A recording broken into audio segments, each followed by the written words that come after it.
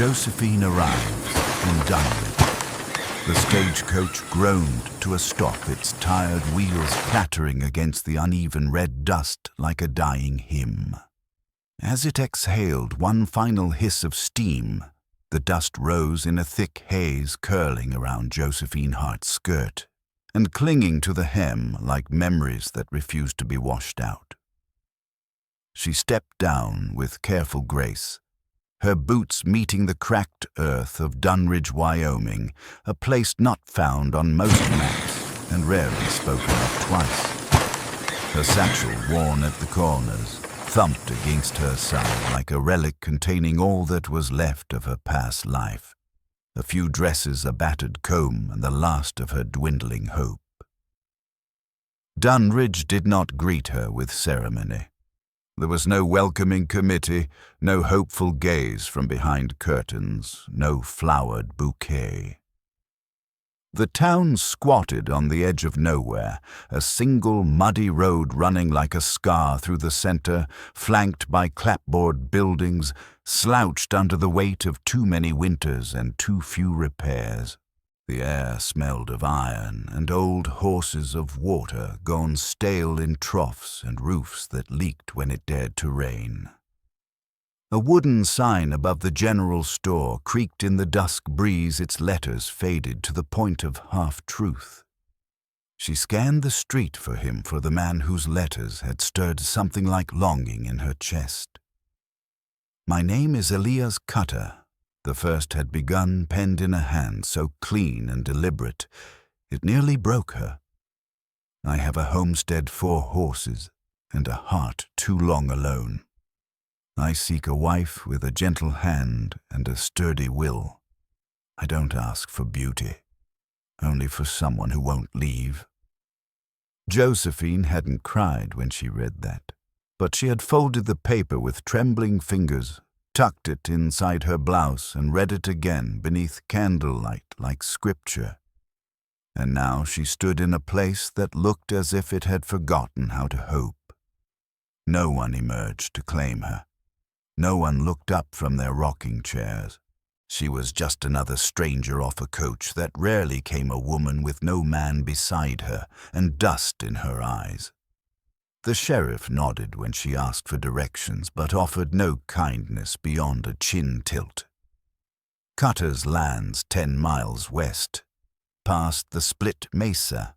You'll know it by the fence that's almost given up. She didn't ask for a wagon. She knew better than to beg.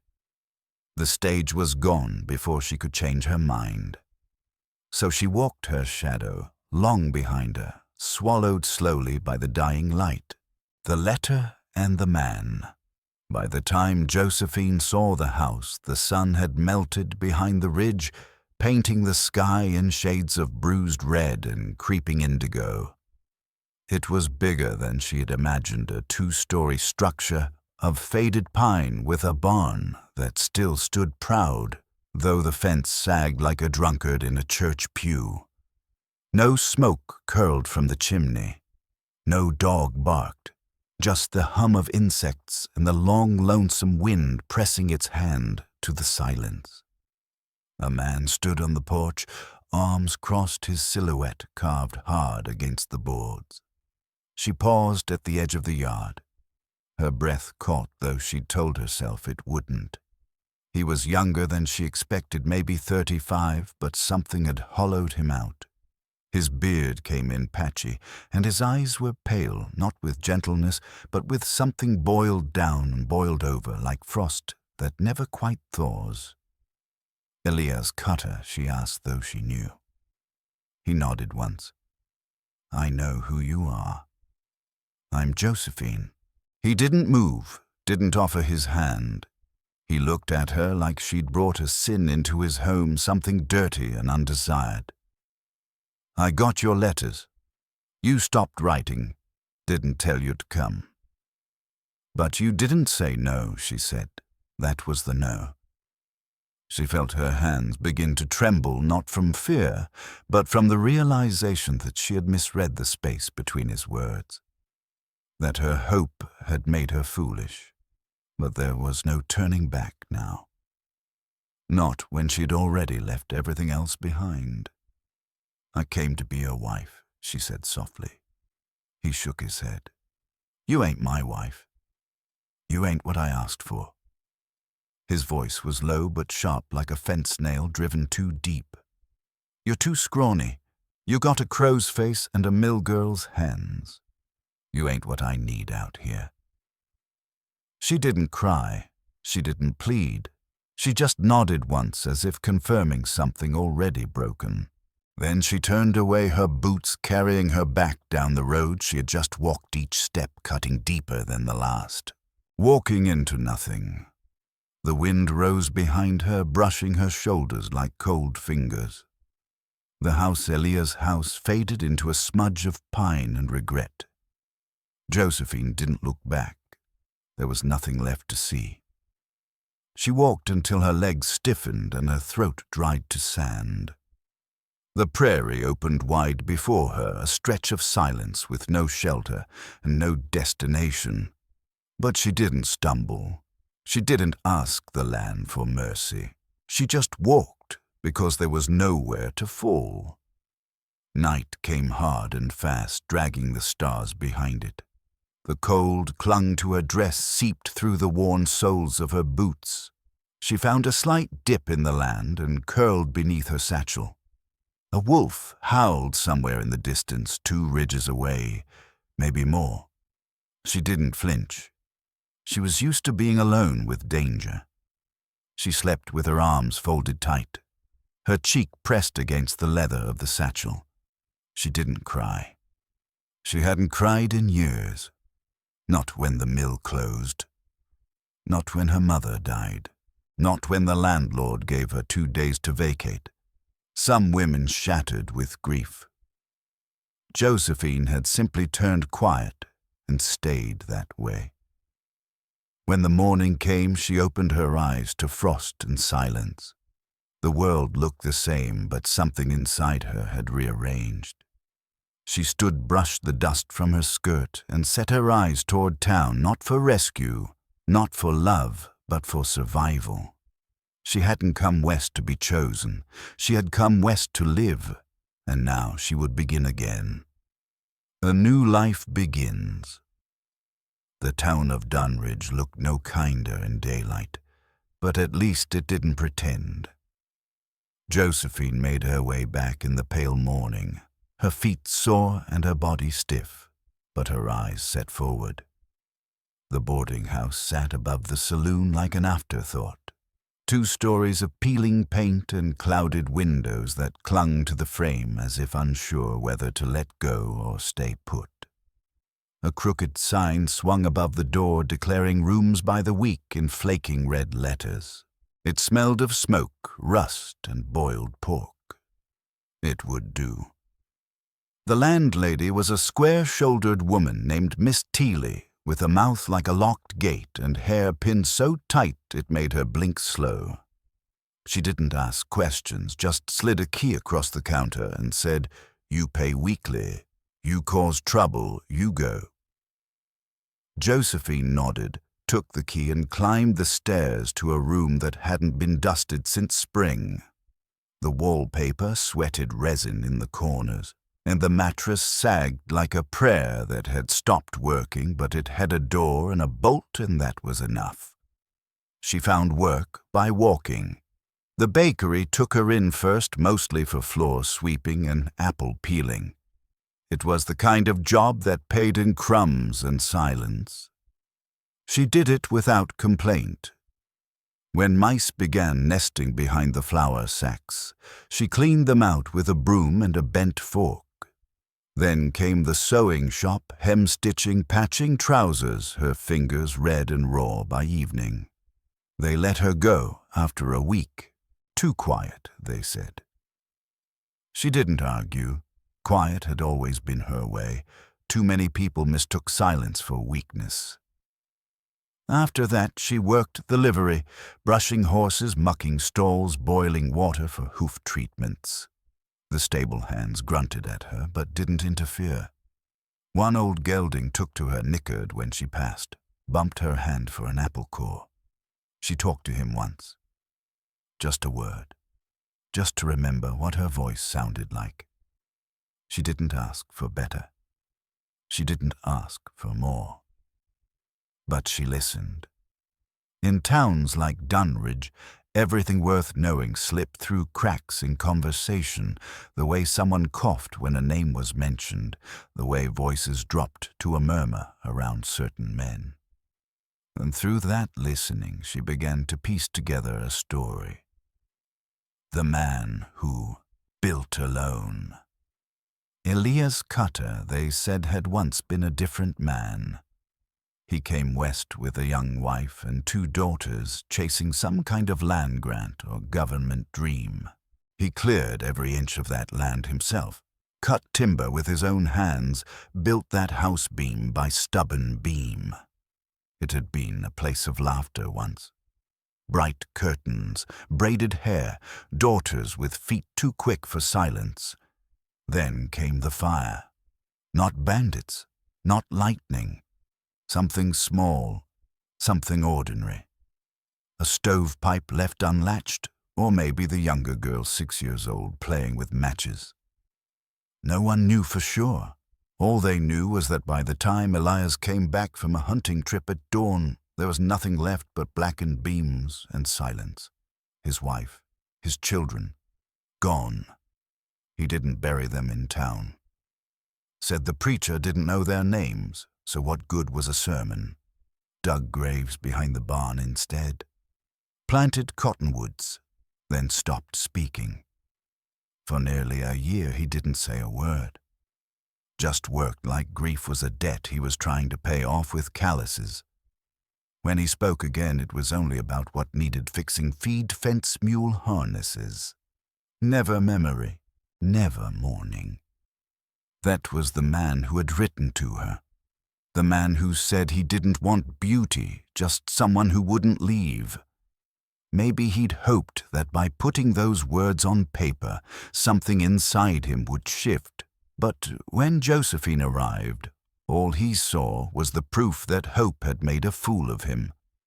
She didn't blame him, but she didn't forgive him either. A wild little thing. It was on a dusty afternoon when Josephine first saw the girl. She was crouched on the back steps of the general store, a slip of a thing, barefoot, all knees and elbows, a pocket knife in her lap and eyes too old for her face. Her hair was creek mud brown, tangled and wild. One eye drooped slightly as if the world had already taught her suspicion. Josephine crouched a few feet away, careful not to startle her. "You live here?" she asked. The girl didn't answer, just kept carving shapes into the wooden rail post, crooked circles, stick figures, jagged stars. "What's your name?" Stillness. Then, without looking up, the girl said, "Name's Pearl." Josephine nodded. "You have family," sort of, the girl said. She jerked her chin toward the alley behind the butcher shop. "Ma's there most days, not always standing up, sir." Josephine didn't ask more, didn't need to. She knew the look of neglect when she saw it. Later that evening, Miss Taylor warned her, "Don't get attached to that one. She bites. Her mother's got turpentine in her veins and a hymn for every corner of hell. Girl's half wild and the other half's worse." But Josephine wasn't the kind of woman who needed softness to give something. That night she left a biscuit on the back steps. Pearl took it without a word. By the end of the week, the girl followed her, sometimes like a shadow that didn't want to admit it belonged to anything. The quiet Bond Pearl never said thank you. She never needed to. Gratitude for her was a foreign language one learned only through consistency. So she followed Josephine the way a stray dog follows someone who doesn't shout. No questions, no affection, just proximity. Watching, waiting. Josephine didn't push. She simply did what she always had, showed up and kept going. At the livery, her hands scrubbed the horses until the skin beneath her nails was raw. She swept stalls while Pearl leaned against fence posts, arms crossed, eyes narrowed like a scout in enemy territory. When Josephine came back late from work, she'd sometimes see a smudge of dirt on the steps, the unmistakable sign of a small figure having waited there. Once Pearl asked, "You scared of me?" Josephine had paused only briefly. "No, you should be. I bit a teacher once. Did she deserve it?" Pearl considered, then nodded. "Then I guess it doesn't count." After that, Pearl stopped asking. The girl had her rules. She didn't like loud noises, didn't trust anyone who wore gloves, and refused to eat anything that squished when you bit into it. But she liked Josephine's silence. She liked the way Josephine peeled apples in long curling ribbons and always left the peel at the edge of the table just in case someone wanted it. She liked that Josephine didn't try to make her pray, didn't ask if she was saved or sorry. The other townsfolk ignored her. She was one of those children, a half-feral charity case no one wanted to clean up after. Miss Teely warned Josephine again. "You feed it, it'll follow you home. You keep it, it'll turn wild in your hands." Josephine only nodded. The next night she left a second biscuit. This one had honey. Pearl took that one too. Return to the Cutter Ranch. The first snow came sudden and hard early enough that it caught the cattle still grazing and half the town by surprise. The ground froze before noon, and by the next morning rumors started swirling about bodies frozen in the eastern pastures. Josephine saw the flyer posted at the general store, "Help needed. Cutter Ranch. Pays honest." She stared at it for 5 minutes before reaching out and tearing it down. This time she didn't ask, didn't knock. She walked. The snow came up past her ankles before she even reached the property line. Her breath formed clouds in front of her face, and her fingers had gone numb by the time she stepped onto the porch. Smoke curled from the chimney, this time a faint sign of life, though it looked reluctant. The porch creaked under her boots. The door opened before she could lift her hand. Elia stood there. Same eyes, same hard edges. "I ain't hiring women," he said. "I'm not asking for your politics," Josephine replied. "You need help. I'm help. You don't know ranch work. I've watched men fake it long enough to do the same." He studied her jaw tense. "Why are you back?"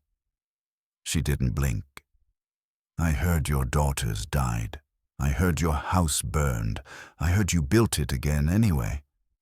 So I figure you know what it's like to be the only one left who remembers." Something flickered in his face. Not sorrow, not regret, just weariness. Or maybe the beginning of surrender. "You trying to fix me?" he asked. "No," she said. "Just your fences." He stepped aside. The work and the wind. The days were brutal. Ranch work in winter wasn't noble. It was just cold and endless.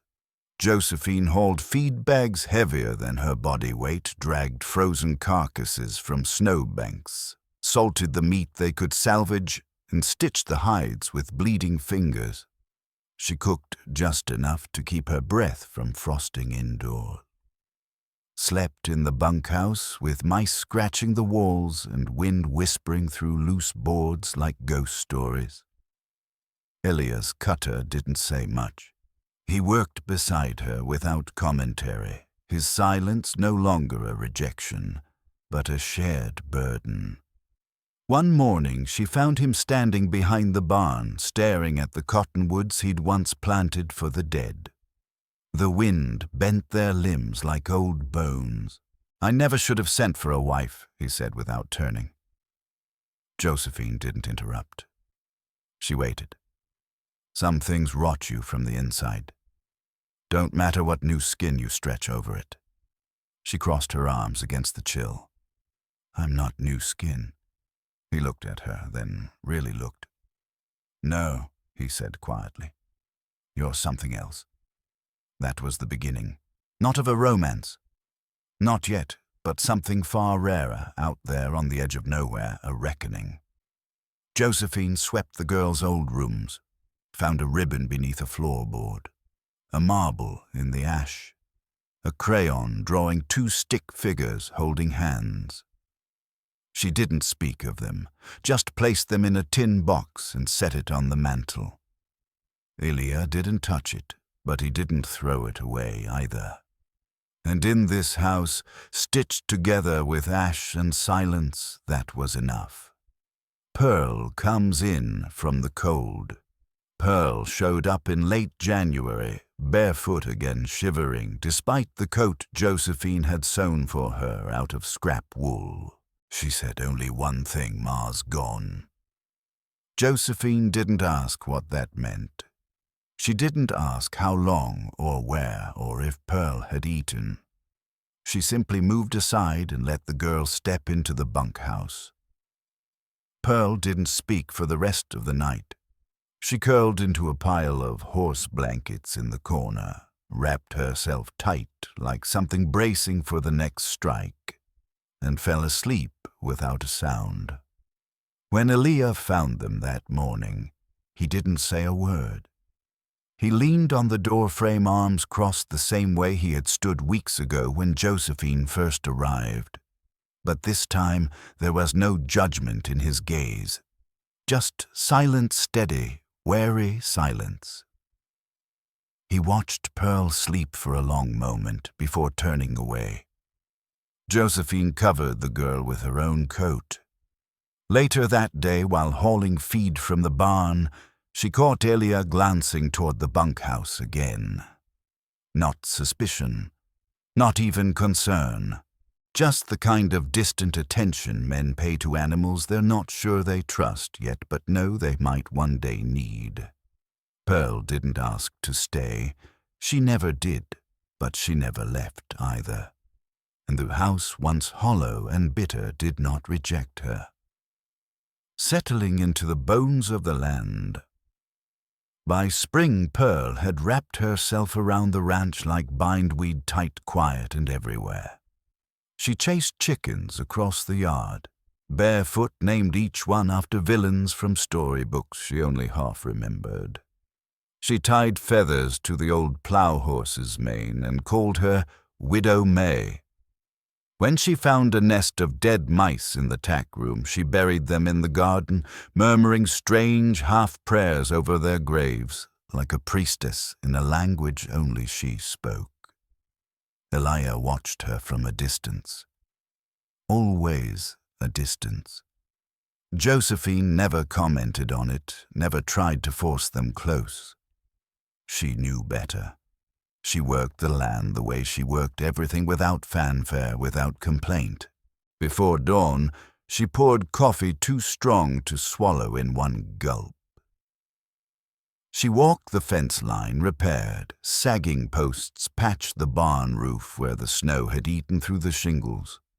She saw to the goats there were only 2, but they acted like a dozen and kept the pantry full through sheer grit and repeated routines. At night she taught Pearl her letters. The girl sat at the rough wooden table with her tongue between her teeth and her hand clumsy around a piece of chalk.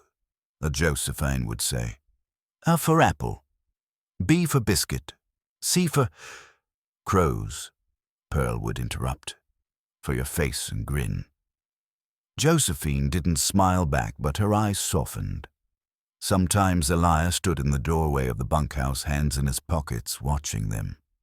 He never came closer, but he stayed longer each time. His silence had changed shape. It no longer warned. It waited. The man with the badge and the past. In April, a man rode into Dunridge wearing a coat too dark for the season and a badge that didn't belong to any local law. He dismounted outside the general store with a disquieting calm, like someone who knew how to make things bleed without breaking a sweat. His horse was gray, its mane roached down to its spine, and his eyes never stopped moving. He called himself Silas Grigg, and he said he was a bounty man. Federal. The sheriff squinted at his papers and shrugged. Don't know what you are, but it looks legal enough. Grigg asked questions about a woman named Lysette Pierce, about a girl with a drooping eye and wild hair, about fraud arson, a husband long dead or missing, and a trail of names rewritten in dust. Josephine heard about it the next day. So did Pearl. The girl didn't say anything, but her mouth tightened like thread pulled too hard. Grigg waited. 3 days camped just east of the Cutter land, his horse grazing slow circles in the tall grass. Josephine saw the dust trail the silhouette. So did Elia. At dusk, he saddled his gelding and rode out alone. They spoke for less than 10 minutes. When he came back, his boots were heavy with silence. He spat into the dust and wiped it off the porch rail like it offended him just by being there. He said she's worth money, Elia muttered. To someone with lawyers and blood debts. Says she's not a girl, she's a liability. Inheritance wrapped in a lie. Josephine waited. Elia met her gaze. I told him, he said, if he set foot on my land again, I'd bury him behind the barn with the rest of the things I won't forget. She didn't ask if he meant it. They both knew he did. The coil of readiness. That night, for the first time in weeks, Josephine locked the doors. She moved quietly through the house, sliding the iron latch into place, checking the windows twice. Her shotgun, an old 12-gauge with a walnut stock worn to pale wood, was loaded and tucked under her side of the bed. Pearl didn't ask why. She sat in the corner with her knees hugged to her chest, pretending to read, but glancing toward every creak of the floorboards. A girl who knew danger by feel. She didn't flinch when Josephine pulled the curtains closed. The next morning they rose before dawn, same as always. But something had shifted. The rhythm of the house, once slowly rebuilding, now held a different kind of beat, defensive, wary, tight at the edges. Josephine moved with more precision, her eyes catching movement in the shadows. Pearl lingered closer. Even the goats seemed more alert, sticking to the corners of the pen instead of sprawling in the sun. Elia said nothing about the tension, but he no longer worked with his usual distance. He stayed close to the house, his rifle never more than a few feet away. He repaired the outer barn door with one eye on the tree line. He mended a sagging porch rail and sharpened a fence post like a weapon. There was no discussion about what they would do if Grigg returned. It wasn't that kind of family. They simply prepared and waited. Prairie law. Grigg came down from the ridge during the first week of August. He brought 2 men with him, neither lawmen, neither local. Just muscle. The kind paid in coin, not questions. Josephine spotted the dust cloud first rising from the east like a slow brewing storm. She stood on the porch, shotgun in hand, Pearl behind her, gripping the doorframe like it might give way. Elia emerged from the barn with his rifle slung low across his back, his coat thrown over his shoulder, face hard as stone. Grigg raised a hand as if he were tipping a hat. "We don't want blood," he called, voice smooth as whiskey gone bad. "We just want what's owed." Pearl stepped beside Josephine. "Don't," Josephine whispered. "I ain't hiding." Elia's voice rang out clear. "You've been warned." Grigg's smile turned sharper. "And you've been warned about harboring. This isn't your blood.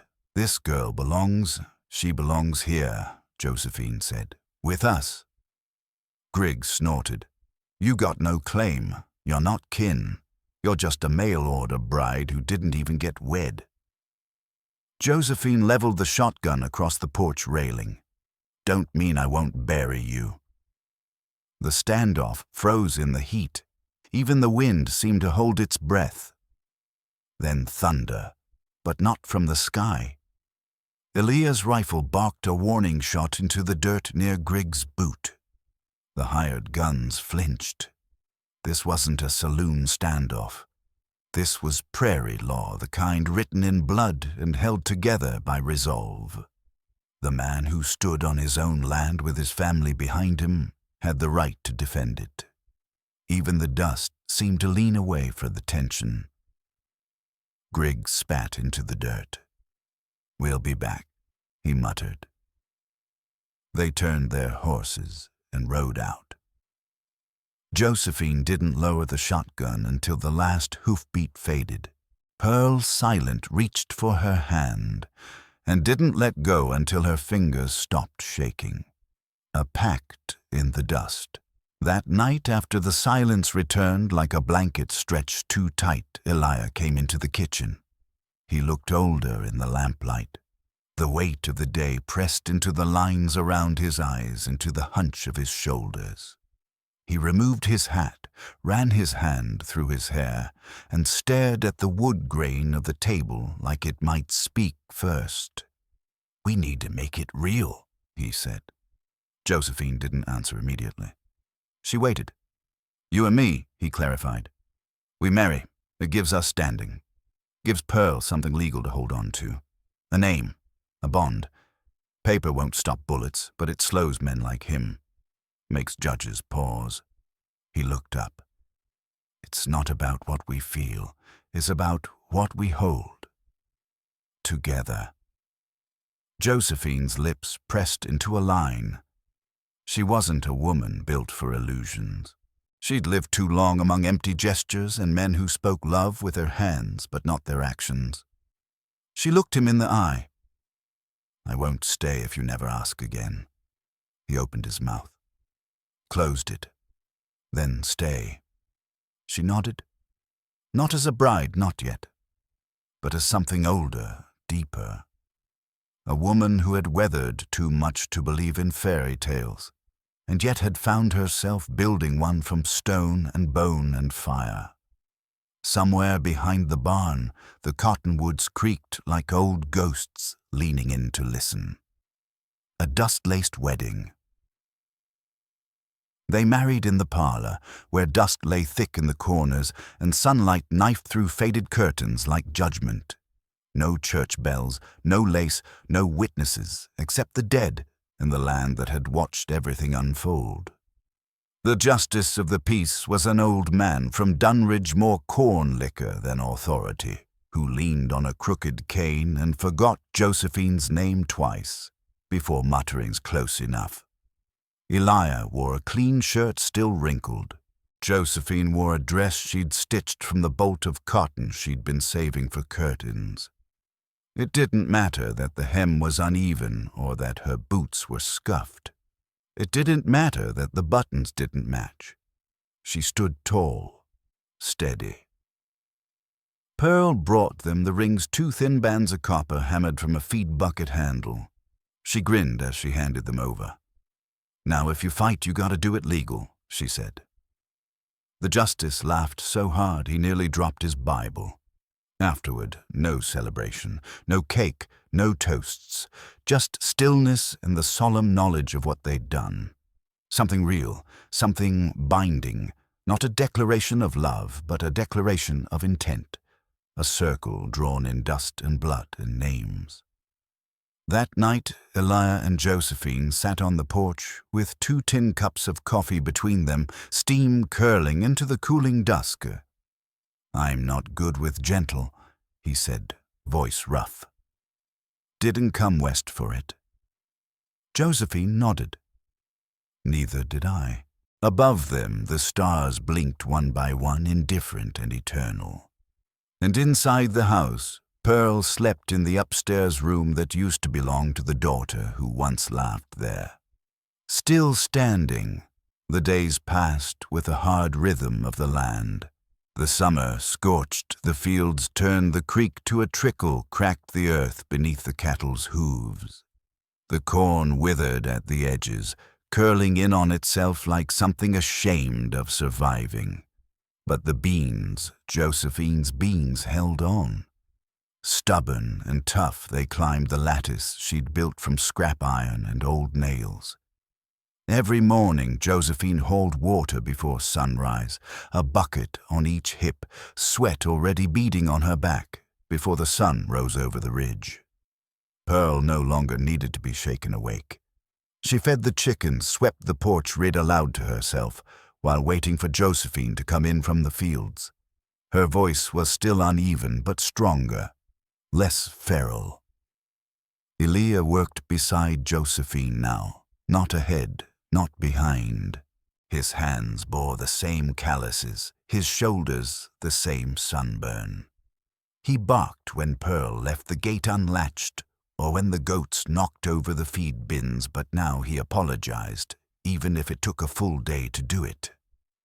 One evening, while they both stood ankle-deep in dust, sweat dripping into their collars, Elia spoke without looking at her. "I used to think kindness was just a trick, another way to get something out of you." Josephine didn't answer. She didn't need to. They both knew the work was harder than the words. The return of Grig. It was Grig's shadow that returned first. He rode into Dunridge one sweltering afternoon, dressed in that same black coat, absurd in the heat, and a revolver slung low on his hip like a snake waiting to strike. His horse, a grey gelding with a roached mane, looked better cared for than he did. But Grig's eyes gleamed sharper, more focused and worse. He wasn't alone. 2 other men flanked him. Hired hands. One tall and sun-browned, the other squat, with a slouch that screamed trouble. They didn't speak. They didn't have to. Their presence was a threat, plain and deliberate. The sheriff tried to ask questions.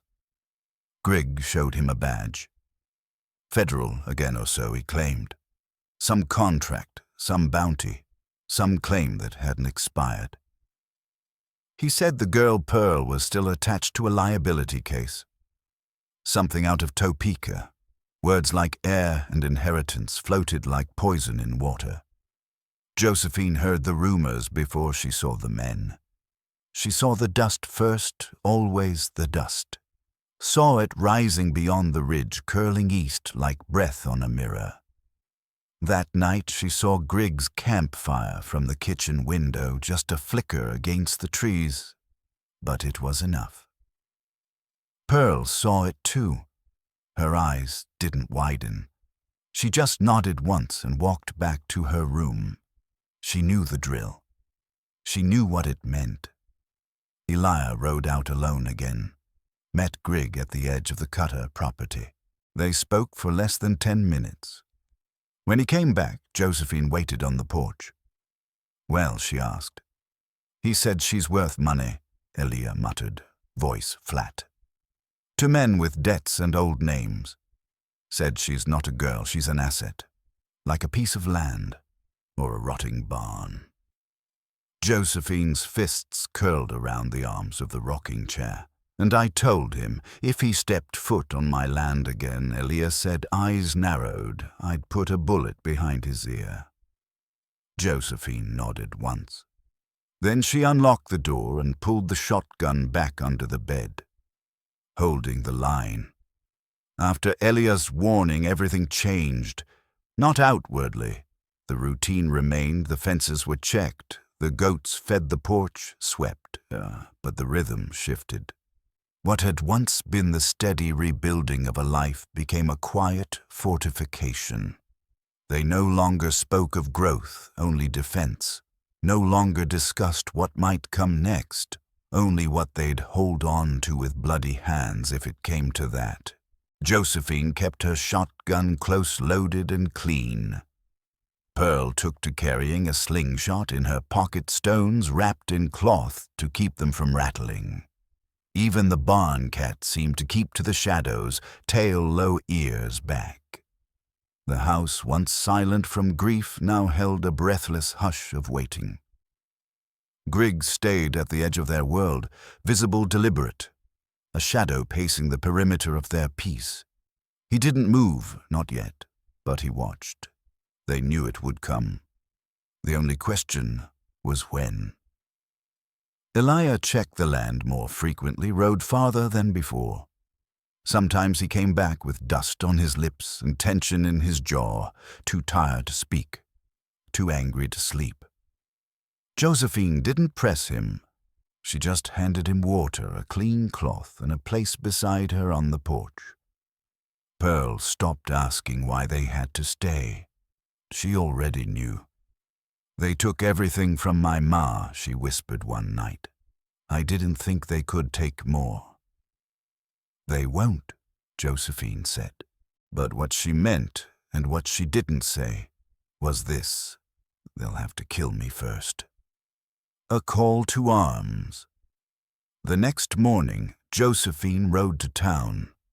The sheriff was sitting on the porch of the jailhouse, sipping watered-down whiskey and watching the sun crawl over the hills, like it owed him money. He raised an eyebrow when he saw her. "Something on fire." "Not yet," she said, "but it will be." She stepped up to the porch, boots loud on the boards. "I need 5 rifles and good men behind them." The sheriff squinted.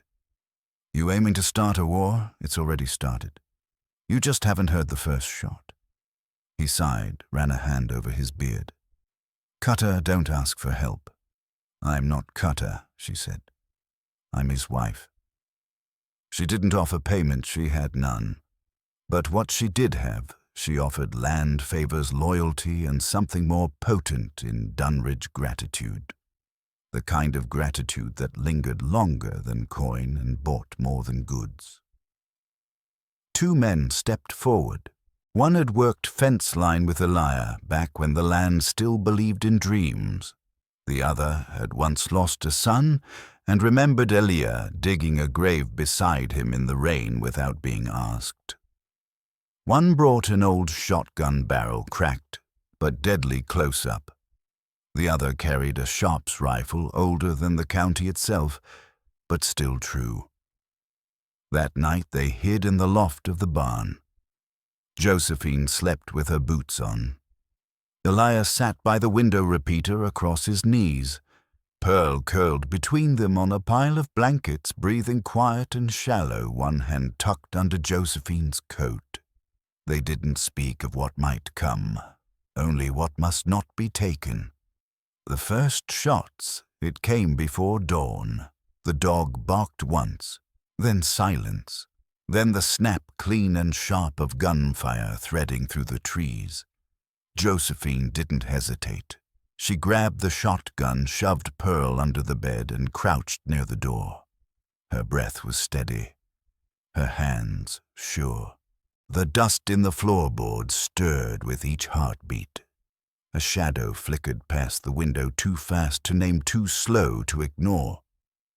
Josephine fired. A scream tore through the morning, sharp and human.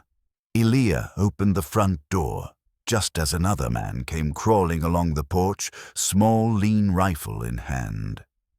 Elia shot him clean through the shoulder. The man fell back with a cry, scrambling away, bleeding into the planks. Then came Griggs' voice, calm, patient, like a priest reading the last rites.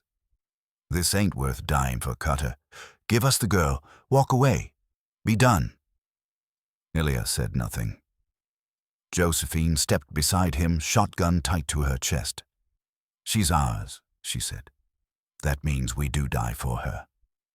Another shot rang out from the loft. One of the hired hands called down, hit, still firing. The firefight didn't last long. Griggs' men weren't used to resistance, especially not from a woman in a feed sack dress or a rancher half mad from grief. One man fled into the trees. Another bled out behind the woodpile. Grigg disappeared in the smoke. Josephine found him at sunrise, crawling along the creek bed, pistol in hand. Scalp bloodied. "You're not even her blood," he said, wheezing. "She's mine anyway. You're not worthy." Josephine raised the shotgun. "No," she said, "but I'm enough." She pulled the trigger. The blast echoed through the cottonwoods. The creek ran red for a few feet, then cleared. Still here. By midday, the sheriff rode out to the Cutter Ranch. He found the bodies, 3 in total. One bled dry near the edge of the creek, another buried behind the barn in a shallow grave Josephine had dug with her own hands, and the third wrapped in a tarp, waiting for someone to decide what to do with it. Grigg's grave was different. Josephine marked it only with a rock placed just beyond the fence line where the grass rarely grew. She didn't carve his name. Didn't need to. Elia sat on the porch, his rifle laid across his lap like a sleeping dog. He didn't speak when the sheriff approached, just watched. Pearl stood at the window, fingers tracing her name in the dust. Her lips moved in silent rehearsal letters, forming like prayer. Josephine was already in the field. She moved among the damaged corn rows, sleeves rolled fingers testing which stalks might survive the late summer burn.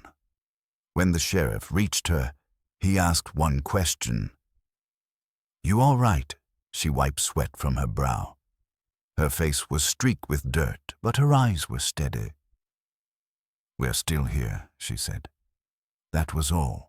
Not victorious, not triumphant, just enduring. And on this land, that was the greatest act of defiance. A mouth that could bite and speak. The days that followed blurred with heat. The land cracked in dry fits, but the beans held coiled tight around the lattice Josephine had built from iron and will. The cattle stood still in the afternoons, eyes glassy, tongues out. But they lived. The chickens scratched the dust. The goats bleated and tested the fence.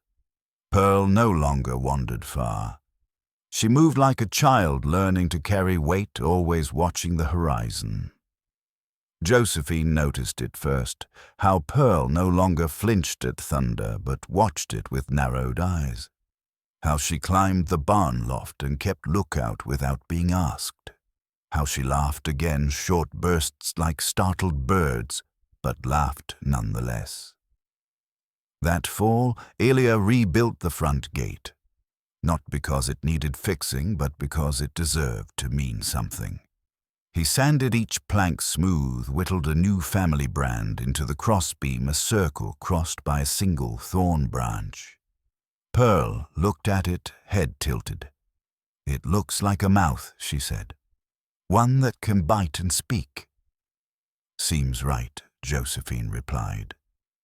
Inside the house, the walls gained weight, not from age but from use, from breath and bread and the warmth of shared chores.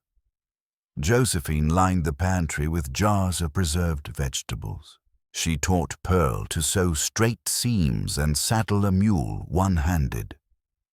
Elia repaired the fireplace, brought in logs with the same rhythm each night, 3 at a time, stacked just so. They didn't speak often, but they no longer needed to. Their silence no longer feared collapse. It held things, stories, grief, survival.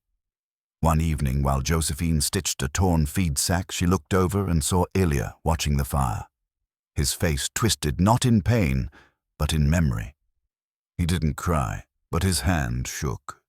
She placed her hand over his, just enough pressure to steady it. He didn't say, "Thank you." She didn't need him to. The letter from Kansas. In early December, a letter arrived. The envelope bore the kind of paper that meant nothing good, thick off-white, printed in ink, too crisp to come from any friend. Addressed to Mrs. Josephine Carter, her name official now. The missus still felt like borrowed cloth. She read the letter twice, standing alone in the kitchen. Then she burned it in the stove. When Elia returned from feeding the goats, she handed him the ashes in a small tin cup. He stared into it, eyes narrowing. What did they want, a cousin? From Kansas, claims Pearl's kin, wants to contest guardianship. She doesn't know them. She knows us.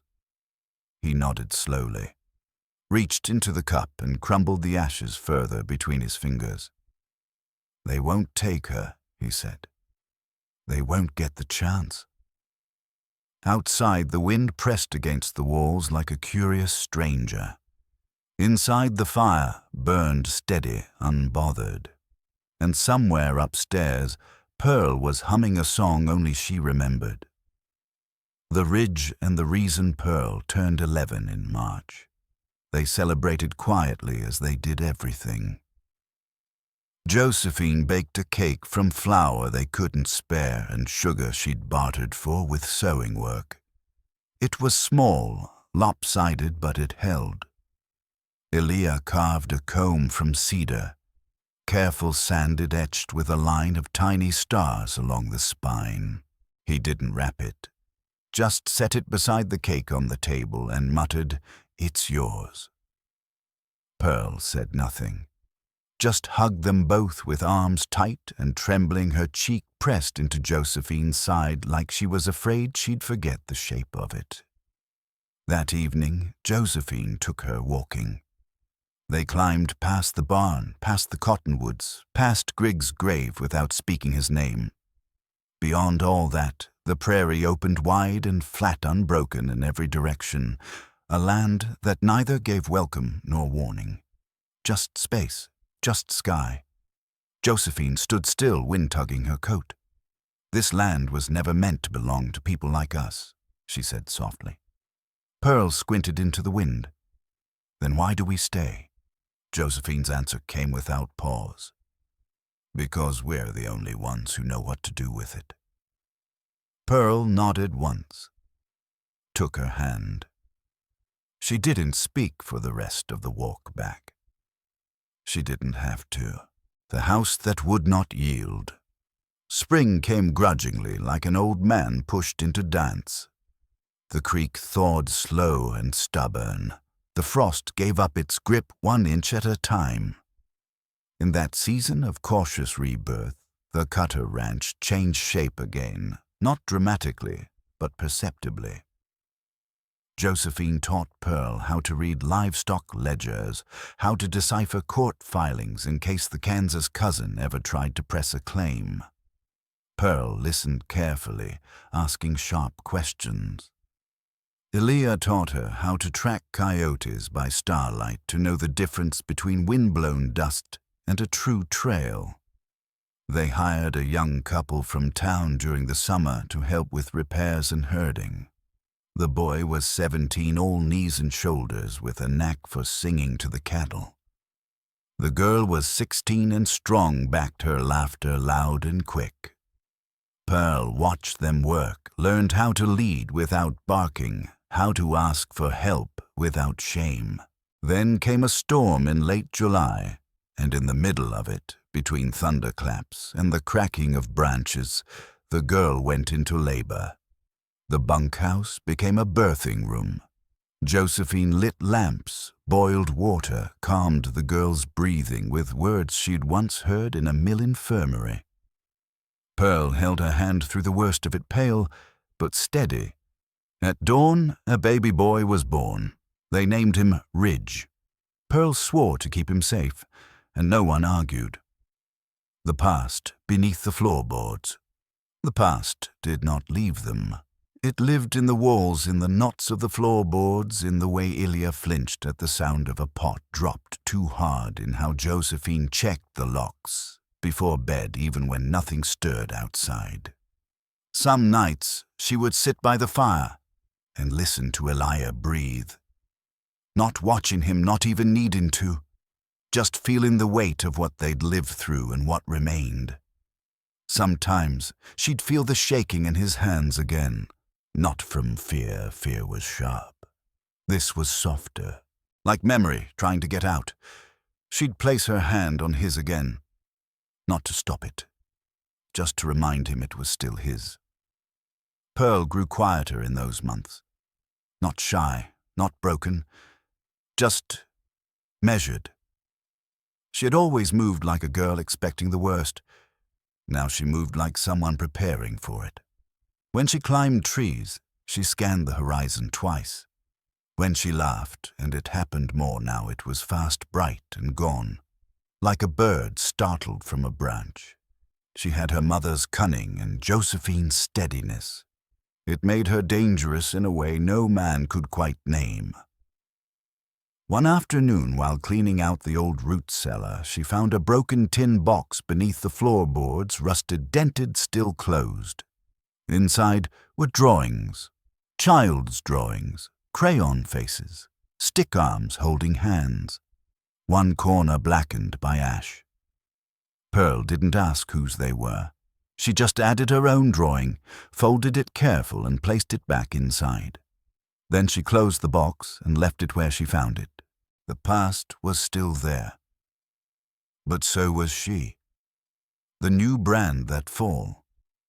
Elia rebuilt the front gate again, not because it had broken, but because something inside him needed to mark the time. Not as a tombstone, not as a warning, but as a declaration. That this place, this family had endured. That they weren't just holding on anymore. They had planted.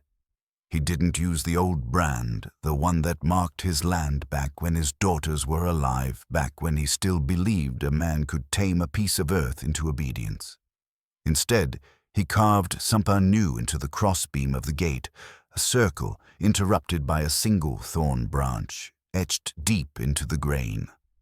When he stepped back to inspect it, Pearl tilted her head. "It looks like a mouth," she said. "Like it could speak. Or bite." "Seems right," Josephine answered. They didn't say what it meant. They didn't need to. Inside the house, the chill of winter began to curl through the floorboards again, but the rooms no longer felt hollow. The air smelled of coffee and smoke and oilcloth. Josephine lined the pantry with jars, green beans, pickled beets, tomatoes, so red they glowed behind glass. She patched Pearl's coat where the elbows had thinned and taught her how to sew her own buttons in a straight line. Elia carried in firewood with the same rhythm each night, 3 logs, then a pause. 3 more, then the door shut. Even his silence had grown warm at the edges. They rarely touched, but when they did, passing a cup, brushing arms while reaching for tools, it felt like a thing earned, not assumed, like trust rebuilt plank by plank. The fire that lingered. In early December, as the nights turned sharp and the sky held its breath before snow, Elia stood beneath the cottonwoods. The leaves had long since fallen, leaving bare limbs against a white-gray sky. He stood for a long time. Then, with a voice rasped from disuse, he said each of their names aloud.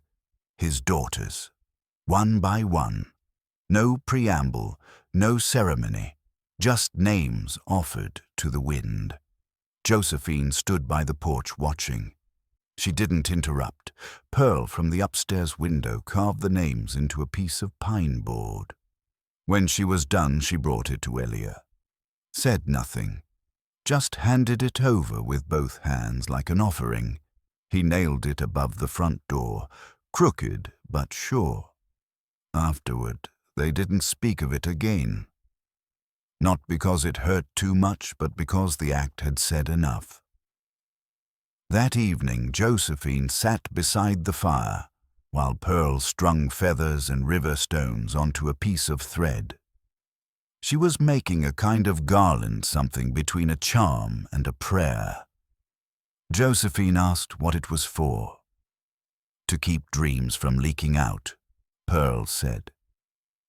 Josephine didn't laugh. Later that night, Josephine checked the locks, banked the fire. and paused on the stairs. She could hear Elia moving in the bedroom, his pacing now softer, his mutterings fewer. She didn't ask if he slept, but some mornings she found him in the kitchen before her coffee, already on eyes less haunted. Some ghosts, she thought, don't want to be banished. They just want to be spoken to. The new blood. By spring, Pearl turned 12. She no longer needed to be told what to do. She milked the goats before dawn, swept the porch, read aloud from ledgers without stumbling. Her handwriting still wandered like a nervous dog, but she signed her name with confidence. Ridge, the child born during the storm, toddled after her, now calling her Pearl, like the gem. Josephine watched all of it unfold, with a heart that no longer braced for the worst. She didn't smile often. But when she did, it was like the land itself leaned in to listen. One afternoon, as she planted potatoes along the eastern fence, Pearl sat beside her, fingernail-stained hair in her eyes. "You ever think we'll be safe?" she asked. Josephine didn't look up. "We already are. That cousin from Kansas. If they come," Josephine said, "they'll find we've already claimed what's ours." Pearl nodded. "I don't want to be claimed," she muttered. "You weren't." Josephine turned, then face hard, but kind. "You were chosen." In the years to come, people would forget what had happened on the Cutter Ranch. The gunfire, the blood in the creek, the fire that once hollowed it out. But they would remember the gate, the circle with the thorn, the girl who walked the fence line with a slingshot in her belt and a ledger under one arm, the woman who built a home with nothing but hands the world once called unfit. They were a family not because of law or blood or even kindness, but because no one else had managed to tear them apart. What the land remembers. By the end of that summer, the land had turned hard again. The rains didn't come, or if they did, they passed like a lie, thin, quick, and leaving nothing behind. The creek ran slower each week, thinning into a ribbon by late August. The cattle drank deeper. The chickens wandered farther. Even the wind carried a dry edge, as if it too had grown weary of offering comfort. But the Cutter Ranch held. Josephine planted late beans, a gamble she never would have made years ago. The corn had failed outright, curled into itself like disappointment. But the beans pushed through. Tough green, coiling up the lattice she had once built from scrap iron and fence wire. They were twisted and ugly and full of grit, like everything that thrived on that patch of land. The fence stayed up. The cattle lived. The pantry wasn't full, but it wasn't empty either, and that counted. Pearl grew taller, her shoulders set wider. She moved like she understood the cost of each choice she made. When she walked, she watched the ground and the horizon with equal weight. She spoke less, but said more. She still laughed sharply, then gone, but when she did it, no longer sounded like a warning. It sounded like defiance. Josephine noticed other things. Pearl no longer startled at creaking boards. She no longer asked about Grigg. She no longer flinched when Elia reached for the kettle or when Josephine left the room. Whatever fear had once followed her now lived behind her like a shadow that had finally grown bored of clinging. In the evenings, she sat with Ridge on her lap, showing him letters, tracing the words with a patience Josephine had never taught, but recognized nonetheless. She was becoming the kind of woman the world wouldn't know what to do with, and Josephine took quiet pride in that. The girl who watched the horizon. Pearl became known in town not by name, but by presence. People didn't say that wild girl anymore. They said the one from Cutter's place.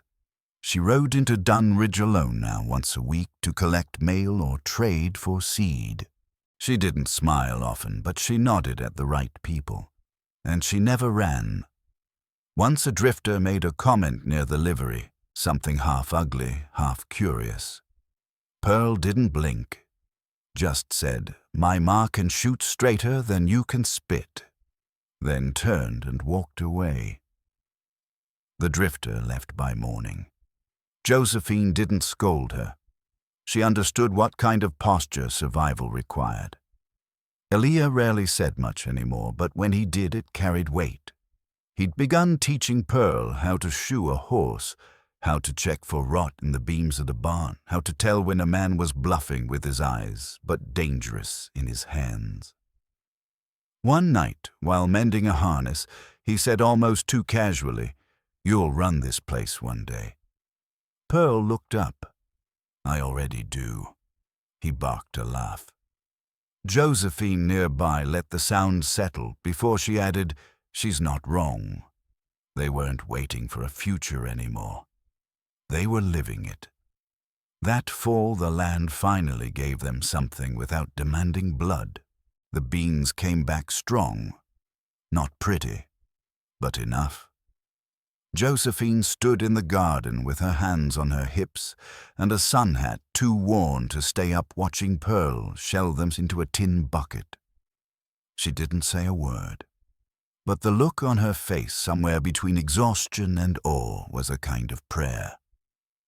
Carving the names on the anniversary of the fire. Elia rose before the sun. He didn't speak, just dressed, pulled on his boots and walked out to the cottonwoods. Josephine and Pearl watched from the porch. They didn't follow. They knew better. He stood there a long time, head bowed. Then with a voice low but steady, he said each daughter's name aloud. The names hung in the cold morning like frost brief bright, then gone. When he returned, he said nothing. But he handed Pearl a piece of sanded wood and a small carving knife. She knew what to do. She etched the names carefully, slowly, tongue between her teeth the way she did when writing new letters. When she was done, she held it out to Josephine. Where should it go? Josephine ran her fingers along the names. Above the door, she said, "They should watch us live." That night, Elia nailed it there with 2 rusted nails. It hung crooked but firm. They didn't speak of it again. But from that day forward, no one passed through the Cutter house without looking up. No one asked who those girls were. They just knew that someone had loved them enough to carve their names where wind and time would not erase them. The land that chose them. Winter came early the next year, sharp and silver-tongued. The snow didn't whisper, it announced itself. A week before the solstice, it covered the hills in silence and pressed its fingers into the joints of the old house. But the Cutter ranch did not flinch. Fires were built early, wood stacked high. The pantry was full enough. Not plenty, but enough. Pearl turned 13 in the loft, while Ridge clutched her sleeve and cried over a broken toy. Josephine fixed it with twine and a nail. Elia carved another comb, this one smoother, lighter, shaped with more care. He didn't give it with words, just left it by Pearl's boots and waited for her to find it. She did. That night, the girl took Josephine's hand, led her back to the ridge, past the cottonwoods, past the past. They stood in a hush that held no threat. "You think this land knows we're here?" Pearl asked. Josephine looked at her, then looked out. "It knows," she said. "It just waited to see if we'd leave." And we didn't. "No," Josephine said. "We stayed. That's all most things need to believe you." Pearl nodded, then added, as if to the wind, "I don't think I was meant to survive." Josephine didn't answer right away. Just let the girl's words breathe. Then maybe not. But you did anyway. That makes you dangerous in all the right ways."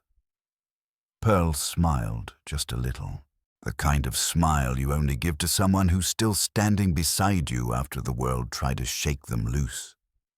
Behind them, the porch light flickered. Ahead, the prairie remained unclaimed, unbroken.